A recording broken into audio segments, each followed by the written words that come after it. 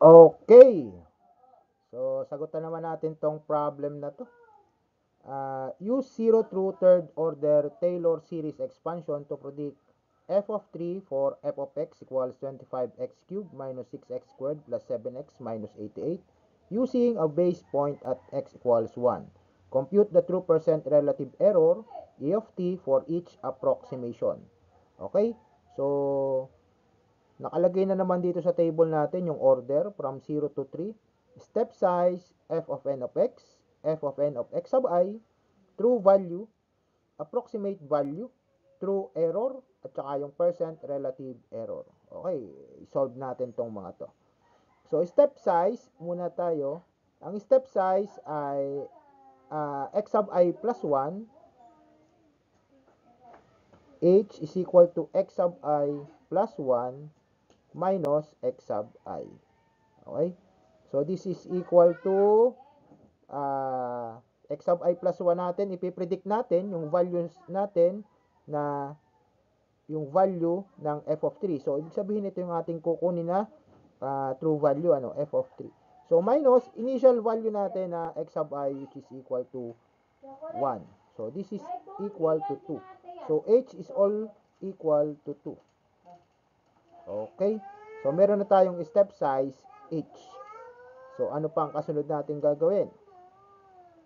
So, f of n of x. So, ano yung f of n of x? So, yan yung i-derivative natin, yung ating function f of x equals 25x cubed minus 6x squared plus 7x minus 88. Okay.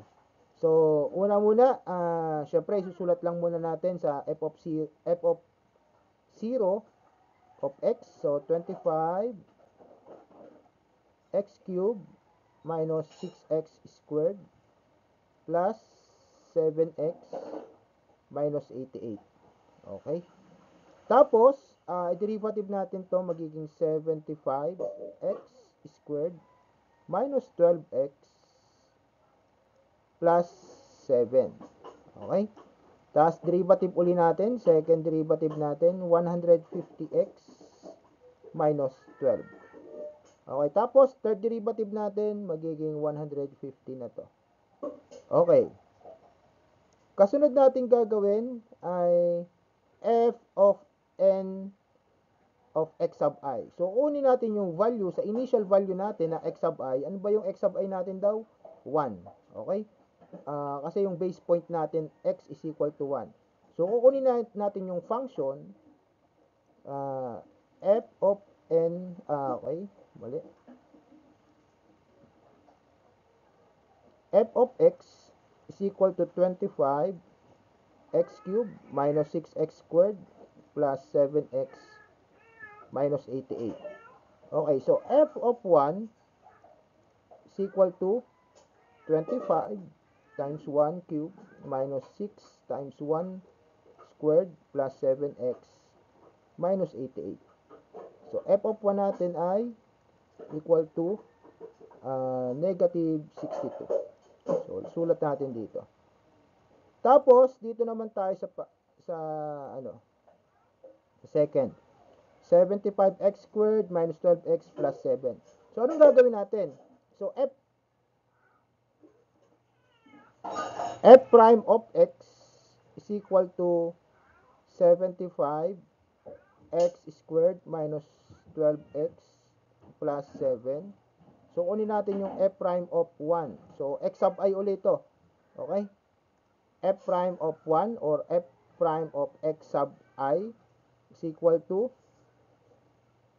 75 times 1 squared minus 12 times 1 plus 7. So, this is equal to ilan? So, this is equal to 70. Okay? So, ayan. Kasunod, yung ating 150x. Okay? F double prime of x is equal to 150x minus 12. So, f double prime of x sub I also equal to f double prime of 1 Kasi initial value natin x sub I equal to 1. So this is equal to 150 times 1 minus 12. So this is equal to 138. Okay, so syempre f of 3, so yun na lang, 150 na lang yun. Ano? Kasi wala naman tayong isa-substitute, 150 na yan. Okay, so ano yung f of 3? Okay? Ano naman itong f of 3 natin? So that is our true value. Okay? So ito yung ating x sub I plus 1. Okay? So ito yung, pero ito yung x, uh, ating true value na ipipredict natin using approximate value. Okay? So x sub I plus 1, it should be f of 3. Okay? So alamin natin, ano yung f of 3? F of 3 is equal to, syempre kunin natin yung tunay na function natin. F of 3 lang. Ano? 25 times 3 cube minus 6 times 3 squared plus 7 times 3 minus 88. So, this is equal to 554. So, lahat ito equal to 554. Okay. So, may nakuha na tayo, ano? May nakuha na tayong mga values. So, ano naman ang kukunin natin? So, nandito na tayo sa Taylor series expansion. Ano ba yung nakapaloob kay Taylor series expansion? So, f of x sub I plus 1 should be equal to, teka lang ha, pahiin ko lang ito para marami tayong space.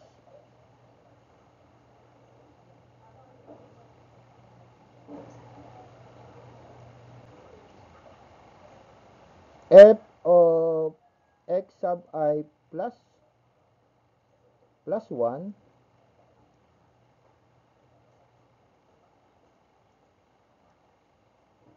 is approximately equal to, sa zero order, of f of x sub I. Sa second order,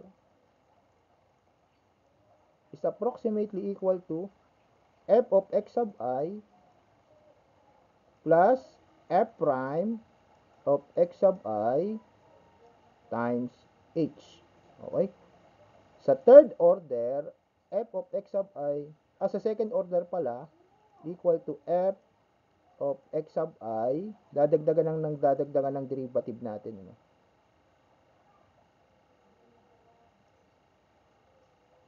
X sub I times h plus f double prime of x sub I times h squared over 2 factorial.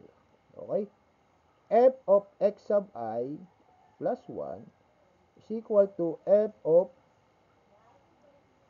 x sub I plus f prime of x sub I times h plus f double prime of x sub I times h squared over 2 factorial plus f triple prime of x sub I h cube over 3 factorial.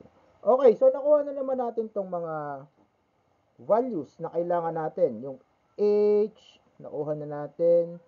F prime of x sub I, ito.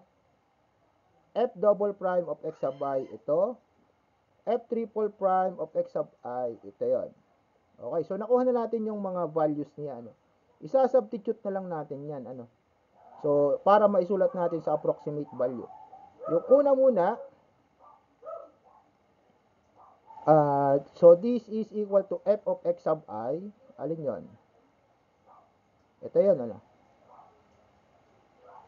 Diba? Negative 62. So, ilalagay natin yan doon. Ano? Negative 62.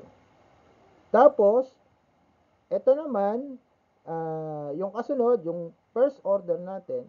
So, this is equal to f of x sub I, negative 62, f prime of x sub I. Ano yung f prime of x sub I? Nakuha na natin. Plus 70. Ano yung h? 2. So, that is approximately equal to 78. Okay. Ito naman,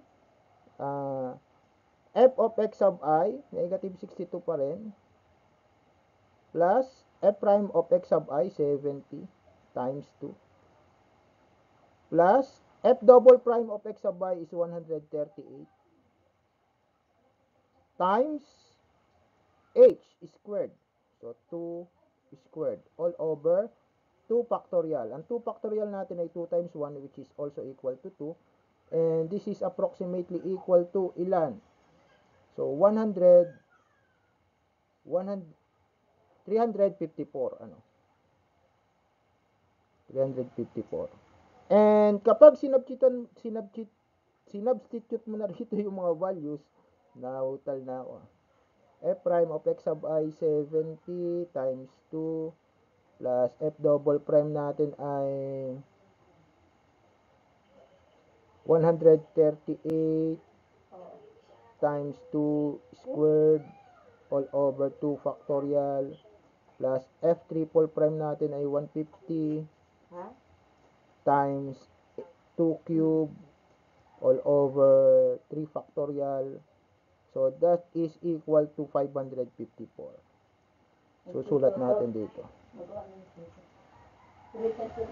So, ayan. So, makukuha na natin yung true error. At pag nakuha na natin yung true error, so, nakuha na natin yung mga values. Yung true error natin, makukuha na natin. Pag nakuha natin yung true error, saka natin makukuha yung percent relative error. Okay, paano natin makukuha yung true error? Para makuha natin yung true error, true value minus approximate value. Okay? So, pag maminusin lang natin itong dalawa. And the answer is 616, 78, 476, pala, 200, and 0. So, percent relative error. Yung ating E of t is equal to true error over true value. Okay?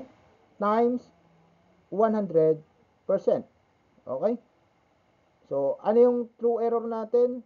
616 over true value, which is 554. So, E of t natin, 616 over true value, which is 554. So, makukuha times 100%. Times 100%. So, makukuha na natin itong mga to, okay? So, pag nakuha na natin to, ang makukuha natin dito ay 111.19%. Laki, no? Tapos, 85.92%.